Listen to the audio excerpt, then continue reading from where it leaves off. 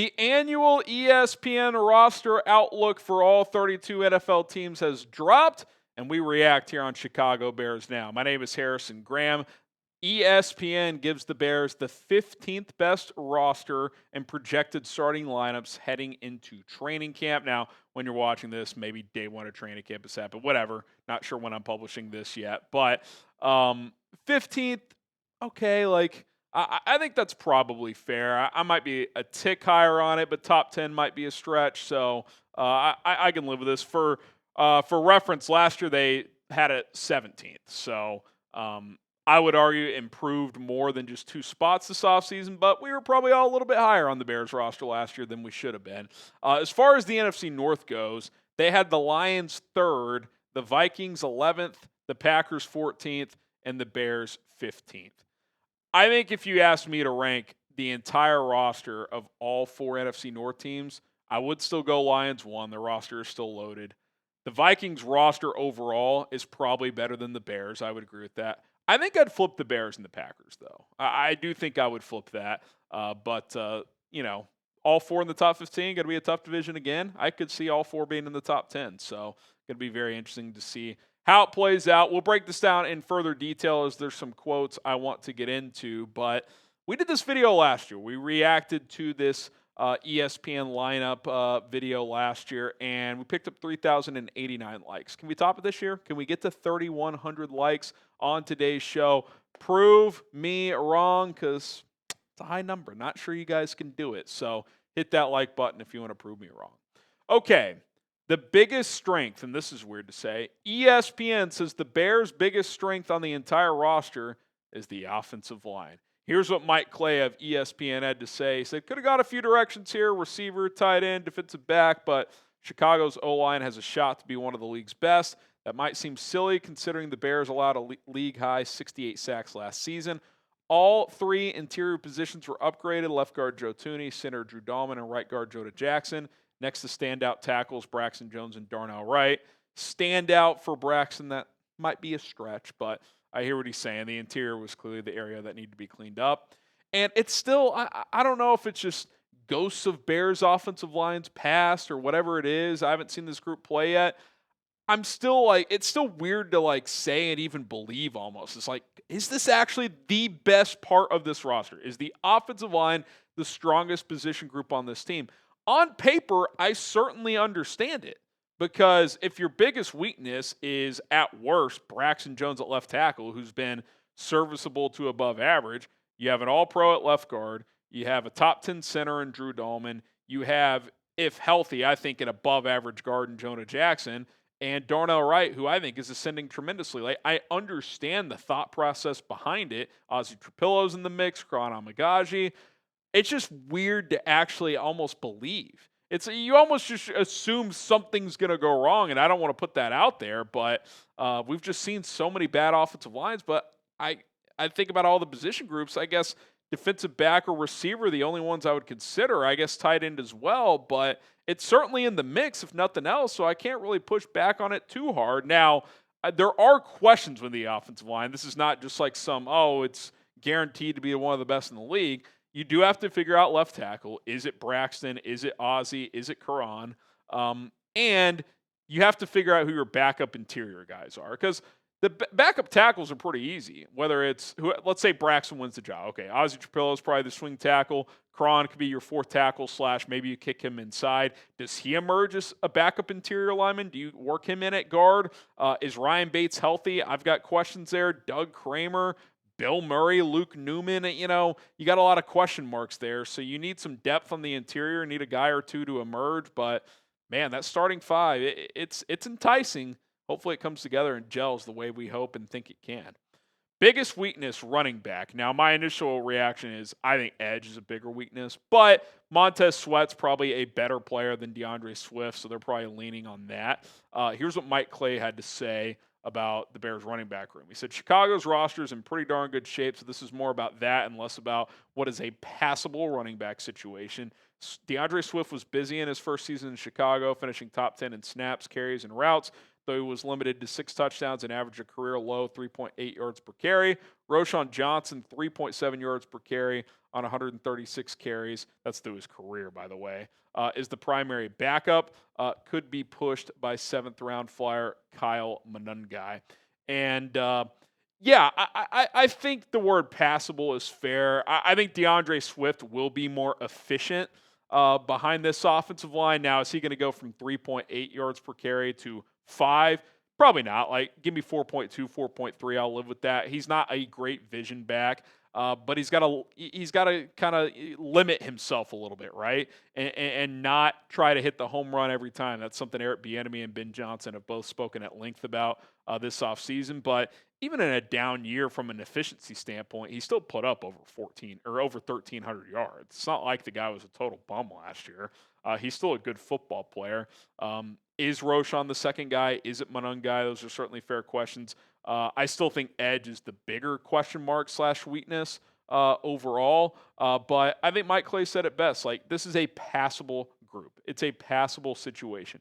Swift is your primary back. If you just find one other guy that emerges and can be just serviceable, you can live with that this year. And I think that kind of falls into that passable category. So with the improvements on the offensive line, I'll say this. If your biggest weakness is running back and your biggest strength is offensive line, that probably means your running back situation won't be as bad as you think it is on paper, because the offensive line should just create holes for whoever's playing back there. It's kind of a plug-and-play position to a certain extent. So that is the good thing. Whereas last year, Swift probably wasn't as good as we thought he would be, even though he still had good moments, obviously, and the offensive line really struggled. Whereas this year, the offensive line should be pretty damn good, which should help DeAndre Swift and other guys out.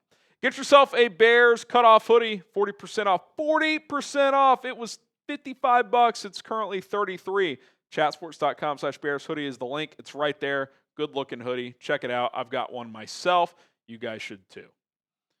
They called Caleb Williams the X Factor, which they self-admitted was kind of obvious, but do want to get into this a little bit. Seth Walder of ESPN saying that Williams can either ascend to meet his potential or continue to scuffle in year 2, which he does will be everything. Williams' rookie numbers were poor, 46.7 QBR, 10% sack rate, 32nd on that, and a negative 1.4 completion percentage over expectation per next-gen stats, which was 25th in the NFL. But a year of experience and new head coach Ben Johnson could be enough to unlock Williams into the quarterback the Bears dreamed he would become. And that's the key, right?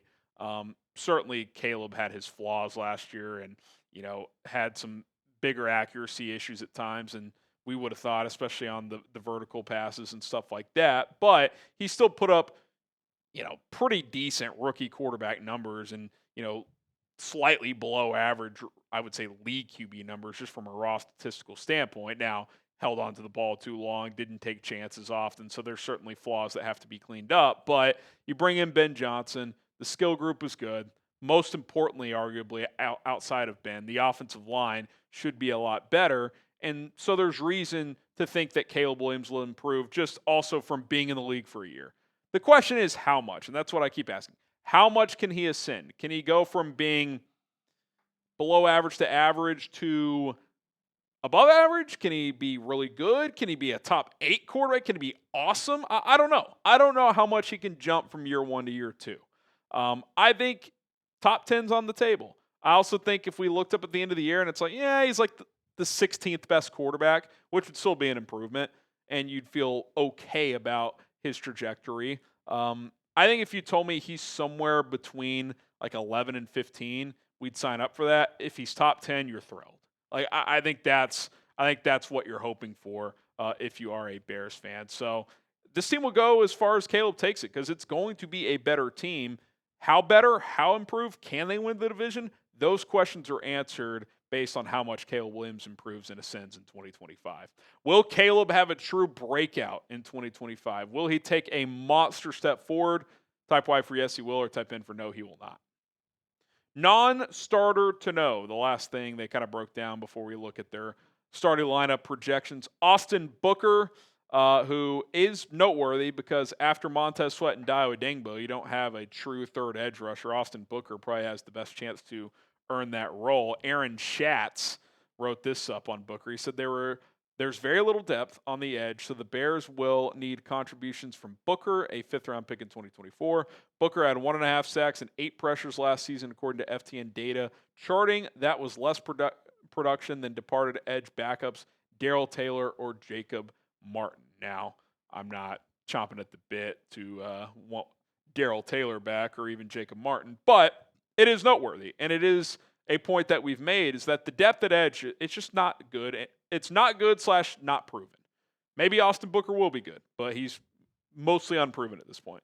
Maybe Dominic Robinson can do something in year 4, but through 3 years, outside of one magical game in his first career game ever, getting 1.5 sacks against Trent Williams in a monsoon, pretty much has done nothing. Daniel Hardy, A, not sure he's a scheme fit, B, more of a special teamer.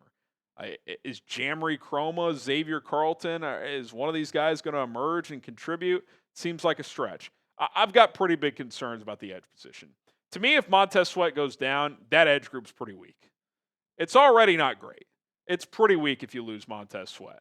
Dio Adengbo is your best edge. That's a problem. So I still think that's a position I would look to add as training camp goes on here. We'll see if the Bears do so, but if they don't, they need someone to emerge, and I do think Austin Booker is a name to highlight, so I agree with Schatz on that. All right, guys, just take 1 second. Just one to hit that subscribe button. It's free, daily Bears content. It takes not even a second to hit the subscribe button. All right, let's get to the next part of the show here. ESPN projected the Bears starting lineups. We'll do the offense first, and then we will go to the defense. Obviously, Caleb Williams, no real surprises across the board here. DeAndre Swift, DJ Moore, Rome Odunze, Luther Burden. They do project Burden over Zacchaeus as that third receiver. They do have Colston Loveland now. ESPN kind of cheated. They put 12 starters on offense and defense. So you get to this next page here, Cole Kmet. So it's like ESPN. You can't start 3 receivers and 2 tight ends, but hey, they're not X's and O's savants over there, I suppose.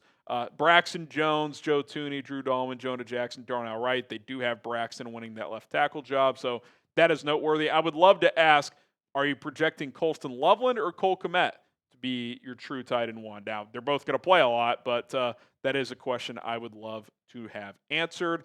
Again, they listed 12 starters on offense and defense. I will say this. It's less egregious to put both Loveland and Kmet in there because both are going to play a lot than what they did here. 3 defensive tackles? Are they ever going to deploy, I'm actually serious on this, Grady Jarrett, Jervon Dexter, and Andrew Billings at the same time? Will that happen for a single snap this year? I would guess probably not. So they had those 3, Montez Sweat, Dio Adengbo, TJ Edwards. Now, they're going to rotate a lot, so in terms of like snap share, I get what they're going for, but they're not starting 3 defensive tackles. Tremaine Edmonds, the other linebacker, the trio of corners, Jalen Johnson, Tyreek Stevenson, Kyler Gordon, and then Jaquan Brisker and Kevin Byard. So kind of the coward's way out from ESPN, but hey, that's why you subscribe to us here. We give you guys the real info, and we react to stuff like this and give our take on it, and my take is 11 players start on offense and on defense. Make a damn decision. How would you grade the Bears roster? A, B, C, D, or F? Let me know. Get the red pen out down in the comment section below. My name is Harrison Graham. If you want more Bears updates and content, go follow me on Instagram, at HGrahamNFL, posting shorts and other posts over there on a daily basis. Producer Colin helping me get some of those clips together over there, so we would greatly appreciate it. Go give me a follow. DMs are open too if you want to talk some shop, at HGrahamNFL.